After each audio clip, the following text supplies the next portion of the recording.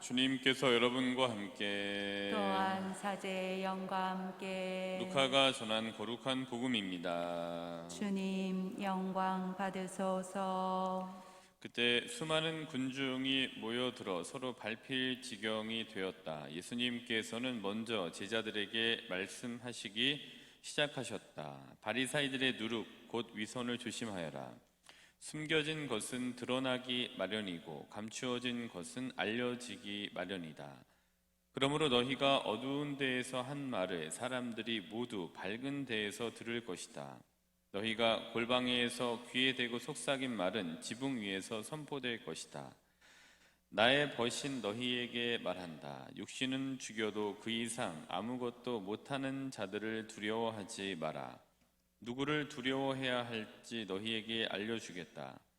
육신을 죽인 다음 지옥에 던지는 권한을 가지신 분을 두려워하여라. 그렇다. 내가 너희에게 말한다. 바로 그분을 두려워하여라. 참새 5마리가 두 잎에 팔리지 않느냐. 그러나 그 가운데 한 마리도 하느님께서 잊지 않으신다. 더구나 하느님께서는 너희의 머리카락까지 다 세워두셨다. 두려워하지 마라. 너희는 수많은 참새보다 더 귀하다. 주님의 말씀입니다. 그리스도님 찬미합니다. 모두 자리에 앉으십시오.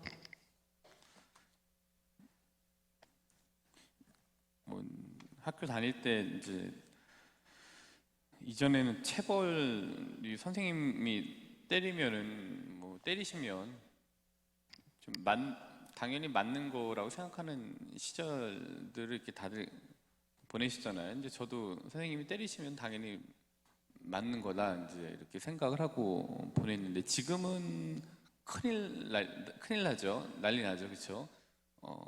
근데 그런 시기들이 참 있는 것 같아요. 그래서 발전을 이렇게 해나가는 것 같고 저는 이제 지금도 체벌은 이제 절대로 하면 안 된다라고 생각하는 사람이고.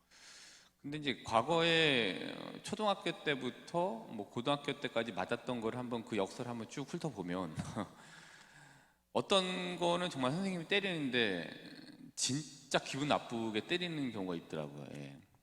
그리고 어떤 거는 심하게 맞았지만 맞은 것보다는 그게 덜 억울하고 이거는 뭔가 나를 생각해 주는 것 같다라는 생각이 드는 게 있는 것 같아요. 그래서 쭉 한번 봤더니 초등학교 때 4학년 때 여자 선생님이셨는데 전 그렇게 잘못한 것 같지 않았습니다. 근데 불러다가 애를 앞에다 불러갖고 이제 엎드려 뻗쳐놓고서 검도를 하셨는지 뭘 하셨는지 후드려 패는데 그게 그렇게 기분이 나쁘더라고요. 근데 쟤도 나랑 비슷하게 잘못했는데 쟤는 안 때린 건 저만 맞았거든요. 그래서 나중에 커서 생각해보면은 쟤는 돈을 좀 더 많이 갖다 줬나? 이런 생각을 좀 더 갖다 주지 우리 엄마도 이런 이제 이 생각이 좀 들었었어요. 예. 나중에 했는데 너무 기분 나빠서 애였지만 맞고 나서 얼마나 인상을 썼는지 제 기억이 나요. 너무 열받고 너무 신경질 나고 나중에 커서 봤더니 이거 진짜 미워서 때린 것 같다는 생각이 들고. 근데 고등학교 때 두들겨 맞았는데 선생님 이거 진짜 두들겨 맞은 거예요. 선생님한테 사정 없이 두들겨 맞았는데 근데 나중에는 그 두들겨 맞으면 그때는 그렇게 아팠는데 지나고 났더니 근데 그게 또 그렇게 기분 나쁘진 않았습니다. 그래서 초등학교 때 이렇게 맞았던 거랑 고등학교 때 강도가 더 훨씬 두들겨 맞았던 거랑 생각해 보면은 이건 강도는 훨씬 약했지만 굉장히 기분이 나빴고요. 이거는 강도가 엄청 셌는데 그렇게 당시에도 기분이 나쁘지는 않았습니다. 예. 근데 그러면 안 되죠.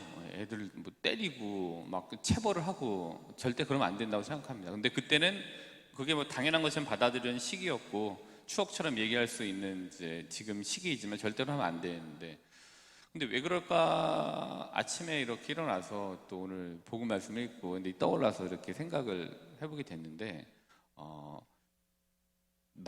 때리고 맞고 또 맞은 걸 통해서 아픔보다 더 큰 것들이 있었던 것 같아요. 예. 기분이 나빴던 거는 맞고 아픈 것보다 맞고 아프게 느끼는 그것보다는 좀 그를 때릴 때에 다른 마음이 좀 느껴져서 더 열받았던 것 같아요. 그게 이건 진짜 날 미워하는 거 아니야라는 이런 그래서 그랬나 뭐 그것 때문에 더 열받고 너무 신경질 났던 부분이었고, 근데 고등학교 때는 좀 이제 많이 컸으니까 그때는 그렇게 심하게 맞아도 이거는 진짜 내가 맞을 만한 짓을 했구나라는 생각과 함께 좀 걱정하는구나라는 이런 마음이 전달이 돼서 그런지 맞는 것보다는 그 마음이 더 커서 그러지 않았나 이런 뭐 생각을 좀 해보게 됐습니다. 어쨌든 초등학교 때 그때 맞았던 건 너무 기분 나빴고요. 고등학교 때 그렇게 맞았던 거는 그렇게 지나고 나도 별로 기분 나쁘지 않고, 이런 선생님 참 때리시냐고 힘드셨겠다 이런 생각이 좀 들 정도로 괜찮았습니다. 절대 체벌은 안 됩니다. 근데 막 아프고 안 아프고 기분이 덜 나쁘고 이런 거는 그거를 때릴 때 어떤 마음이었나, 그게 전해진 건가 이런 이제 생각을 해보게 됐습니다. 이런 걸 가지시고 오늘 한번 복음을 보시면은 비슷하겠다 이런 생각이 좀 드실 것 같아서 한번 말씀드려봤습니다. 그러니까 우리가 성경을 읽는다는 거는 평생 읽어야 되는데, 평생 읽으면서 하느님이 어떤 분이시구나라는 거를 우리에게 주어진 이 자료를 통해서, 또 성령의 감도로 쓰여진 이 성경 안에서 그 행간을 읽고 거기에서 그 어떤 분이시다라는 거를 발견해 나가는 과정들이 성경을 읽는다는 과정이고, 그게 신앙의 과정인 것 같아요.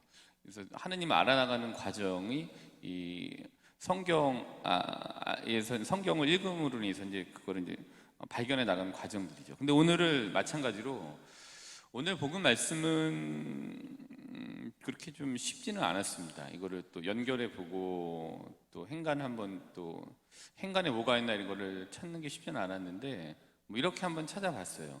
그래서 오늘 한번 복음 보시면 12장 1절부터 7절 루카복음이잖아요.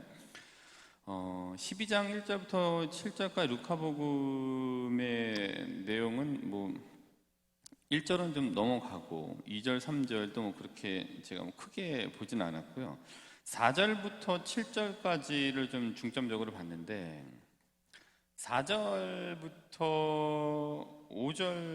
5절까지를 한번 나눠보고, 파트를 A로 나눠보고, 그 다음에 6절과 7절을 좀 이제 B 파트로 나눠서 보면은 조금 구획을 나눠서 읽으실 수 있을 것 같습니다. 좀 분리해 보는 게 좋을 것 같은데, 제가 오늘 읽은 또 묵상한 맥락에 따르면 좀 두 개를 나눴는데요. 4절에 보면은 좀 4절부터 5절까지는 하느님에 대해서 이제 두려움의 대상이다라는 걸 이제 강조한 게 이제 4절과 5절처럼 보여집니다. 왜냐하면은 나의 벗인 너희에게 말한다. 육신은 죽여도 그 이상 아무것도 못하는 자들을 두려워하지 마라. 네, 육신은 죽여도. 근데 이게 그냥 읽기에는 육신은 죽여도 그 이상 아무것도 못하는 자들을 두려워하지 마라가 그냥 쉽게 읽혀지시잖아요. 저도 그냥 쉽게 읽혀졌어요. 근데 사실 따져보면은 육신은 죽여도, 죽으면 다 끝나는 거예요. 죽으면 되게 끝나는 거, 되게 무서운 말이거든. 무서운 말이라기보다는 하여튼 이게 그냥 다 끝나는 말이에요. 그게 되게 쉽게 쓰여져 있지만 죽는 거예요. 여기 이제 그러니까 쉬운 얘기는 아닌 거예요. 근데 쉬운 얘기가 아닌데 그러면서 되게 가볍게 육신은 죽여도 별거 아니야. 근데 그 이상 할 수 없는 사람들을 두려워하지 마라 이렇게 돼 있지만 이것도 굉장히 무거운 얘기입니다. 이게 죽음에 대한 얘기 부분이기 때문에.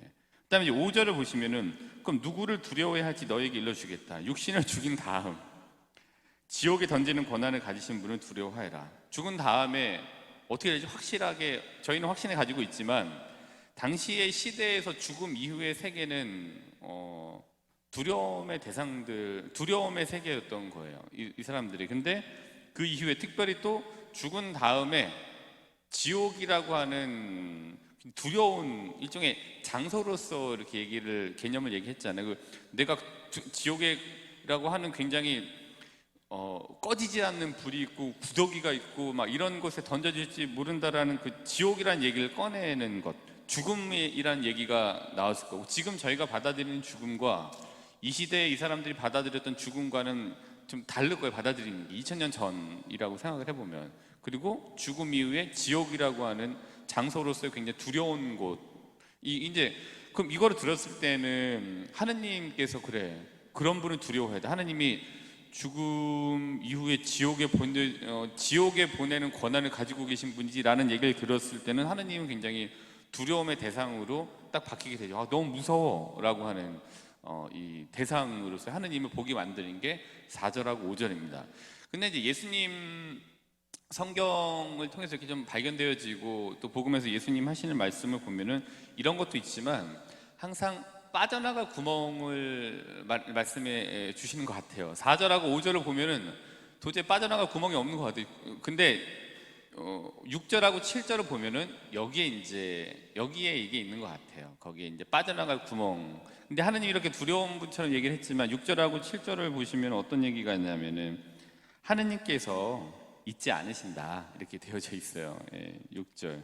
그리고 7절에 보면은 너희는 수많은 참새보다 더 귀하다라고 하면서 하느님께서 그러나 잊지 않으시고 너희들 되게 귀한 이 존재들이야 라는 거를 6절하고 7절에 얘기해 줘요. 그래서 4절과 5절의 힘보다 6절과 7절의 힘이 더 세다. 이게 하느님이시다라는 걸 얘기해 주고 있는 것 같습니다. 근데 이제 제가 봤던 거는 이것보다도 이거예요. 그 4절에 그 이상이라는 단어에 주목을 했는데요. 육신은 죽여도 그 이상에는 세 가지가 의미가 있는 것 같아요. 그 이상의 것. 육신은 죽여도 그 이상은 어떻게 못한다라는 그 이상은 첫 번째로는 이거 같습니다. 죽음 이후의 세계는 철저히 하느님의 영역이다라는 거를 그 이상이라는 단어가 이야기해주고 있는 것 같아요. 근데 여기서 어떤 게 죽음 이후의 세계는 철저히 하느님의 영역이다라는 첫 번째 여기에는 이 얘기를 있을 때는 두려움이 발생할 수 있는 가능성이 있는 것 같아요. 그래도 죽음 이후의 세상 또 이들이 그 당시에 배웠던 죽음과 죽음 이후의 세상을 놓고 봤을 때는 뭐 그 이상이 좋은 거라고 생각을 하더라도 저희는 그렇게 생각을 하더라도 당시의 사람들에게는 어쨌든 이게 두려움을 발생시킬 수 있는 가능성이 있게 만드는 것 같아요. 근데 어쨌든 첫 번째로는 죽음 이후는 철저히 하느님의 영역이다라는 게 그 이상의 단어에 있는 것 같고, 두 번째로는 앞서 이제 좀 말씀을 미리 드렸는데 6절과 이제 7절의 말씀에서 하느님께서 잊지 않으신다, 더 귀하다라는 9절과 그 이상 그 이후 죽음 이후의 세계에서 벌어질 일들에 대해 하는 거를 권한을 가지고 계신 하느님이 어떤 분이시고 그 이후에 어떤 일들이 있을 거다라는 것을 가늠해 볼 수 있게 만드는 게 하느님께서 잊지 않으신다. 그리고 너희들은 참새보다 뭐 이런 피조물보다 더 귀하다라는 귀함에 대한 것 같아요. 그러니까 여기에는 두 번째는 끌어안으시는 거다. 그다음에 자비 하느님이시다라는 게 6절과 7절이 있어요. 그래서 4절과 5절의 두려움이라는 키워드보다 6절과 7절에 하느님께서 잊지 않으신다, 그리고 더 귀하다라고 하는 자비가 더 세다. 그래서 4절과 5절보다 6절과 7절이 더 세다는 말씀은 6절과 7절에는 자비라고 하는 큰 하느님의 속성이 있기 때문에 4절과 5절의 두려움보다 6절과 7절의 자비가 더 세다. 두 번째 부분이고, 일단 세 번째로는 세 번째가 다 말씀드렸군요. 결국에는 자비가 두려움의 영역보다 훨씬 크다. 그럼 하느님께서 주시는 하느님이라고 하는 분이 가지고 있는 자비가 우리가 생각하고 있는 두려움보다 훨씬 크다. 자비가 두려움을 잡아먹는다. 자비 안에 두려움이 한 부분으로 있는 거다. 고로 자비는 하느님으로 얘기하고 하느님 자비로우신 분이다라고 얘기했을 때 그 자비가 우리가 생각하는 어떤 두려움보다 더 크기에 하느님을 너무 두려워하지 말아라 라는 것처럼 이해가 됐습니다. 저는 저 뒤에 있는 자비의 예수님 상을 별로 좋아하지 않아요. 왜냐하면 너무 무서워. 너무 째려보고 있어. 이렇게 막 이렇게 해서 자비로운 모습을 보여주시면 약간만 입꼬리를 올리든가 눈을 약간 올리든가 해갖고서 했으면은 좀 더 자비로워 보였을 텐데 저건 좀 무섭다. 저건 이제 하느님을 무서워하지 않는 사람들한테는 저게 맞는 것 같아요. 저 그림이. 근데 하느님을 그래서 좀 무섭다. 근데 이제 하느님은 너무 이제 두려움의 대상으로 생각하고 또 이런 분들에게는 위해서는 좀 자비 예수님 상이 정말 자비롭게 보이도록 그려야 될 것 같다라는 생각을 전 개인적으로 이제 작가 분에게 제 스스로 이 청중으로서 말씀을 좀 드리는 겁니다. 뭐 기도하시는 분들은 저기 가서 기도하시는데 저 생김새가 꼭 예수님은 아니시니까 예수님의 자비가 우리가 생각하는 두려움보다 큰 그 자비 예수님이시죠. 어쨌든 하느님이라고 하는 분의 자비는 우리가 생각하는 두려움보다 항상 크다라는 거를 염두에 두어야 될 것 같아요. 그래서 이제 어제 저녁 미사 때는 제가 창세기 4장 1절부터 16절 카인과 아벨의 이야기를 가지고 또 말씀을 드렸었는데, 마찬가지예요. 카인과 아벨의 이야기를 보더라도 카인의 잘못에 대해서 질책을 하시 하나님께서. 근데 이제 이 카인이 이제 결국에는 동생을 어떻게 이제 독한 앙심이라는 주제였는데, 독한 앙심을 품고 아벨을 이제 동생을 죽이게 되죠. 그리고 나서 이제 카인이 하나님께로부터 이야기를 듣게 되고, 근데 이제 쫓겨나게 되잖아요. 있는 곳으로부터. 근데 공동체로부터 퇴출이겠죠. 근데 공동체로부터의 퇴출이라고 하면은 당시에 이제 부족 사회이고 이 덩어리로서 이렇게 있었던 그런 부족의 한 일원으로서, 한 가족의 일원이 된다라는 거를 보호받을 수 있는 영역에 있다라는 건데, 이 공동체로부터 퇴출이 돼서 혼자가 된다라는 거는 자기를 보호해 줄 수 있는 공동체로부터 나가는 거기 때문에 곧 퇴출은 죽음과도 뭐 다름 아니었던 의미라고 볼 수가 있습니다. 근데 하나님께서 이제 그런 일이 있음에도 불구하고 걱정하지 말아라. 너를 내가 이렇게 그렇게 하지 못하도록 해주겠다. 너에게 표를 찍어줘서 15절에 보시면은 그러나 잘못을 했지만 그에게 말씀하셨다. 아니다. 카인을 죽이는 자는 15절이고요. 누구나 7급절로 안갚음을 받을 것이다. 그런 다음 주님께서는 카인에게 표를 찍어주셔서 어느 누가 그를 만나더라도 그를 죽이지 못하게 하셨다. 라는 15절. 그러면 이제 1절부터 14절까지 있었던 일, 하나님의 질책, 그리고 카인이 저질렀던 죄, 그 죄에 따른 하나님의 질책이 있었지만 그것도 있었어요. 그러나 그것보다는 15절이 더, 1절부터 14절을 다 합쳐도 15절이 더 세다라고 보여주는 게, 왜냐면은 그런 게 있지만 그럼에도 불구하고 너에게 표를 찍어서 너를 공동체에 나가는 것이 곧 죽음이지만 누구도 너를 해하지 못하도록 내가 같이 있겠다라고 하는 하느님의 자비가 이 15절의 크기를 얘기해주고 있는 거죠. 그래서 이게 더 크다라고 이제 볼 수 있는 거죠. 우리가 발견해 나가는 하느님의 모습이 자기의 상태에 따라 다를 수가 있어요. 내가 또 살아왔던 환경에 따라서 다를 수가 있습니다. 두려울 수도 있고요. 아무리 자비롭다고 얘기해도 그냥 나한테는 두려운 한 대상으로 하느님이 투사되는 경우가 많이 있죠. 근데 아무리 그렇다 하더라도 하느님이라는 분은 우리가 생각하는 이상의 자비인 거고, 그 다음에 그 자비 안에 두려움이라고 하는 것이 포함되어져 있다. 그래서 항상 자비 안에 두려움이 있고, 그러면은 자비 안에 두려움이 있으면 자비 안으로 두려움이 녹아들게 되는 거죠. 그러니까 자비가 더 세다. 그래서 창세기 4장 1절부터 14절의 신보다 4장 15절 하나님께서 카인에게 표를 찍어주고 보호해주고자 하는 자비가 더 세다. 그리고 오늘 복음 말씀에 나와져 있는 것처럼 12장 4절부터 5절에 죽음에 대한 두려움이 사실 우리가 사는데 굉장히 극복해야 되고, 이상을 통해서 그런 것들을 이렇게 승화시켜야 되는 부분이지만, 죽음이라는 것에 대한 누구나 두려움을 가지고 있는 죽음이 있지만, 죽음 이후에 대해서도 두려움을 가지고 있지만, 그것보다는 하나님께서 잊지 않으시고 또 더 귀하다라고 하셨던 하나님의 자비가 4절 5절에 나와져 있는 죽음과 그 이후에 대한 어떤 두려움보다 더 크다. 그러니까 나는 하나님의 자비로 들어가는 거다. 하나님의 자비가 더 세다라는 것 같아요.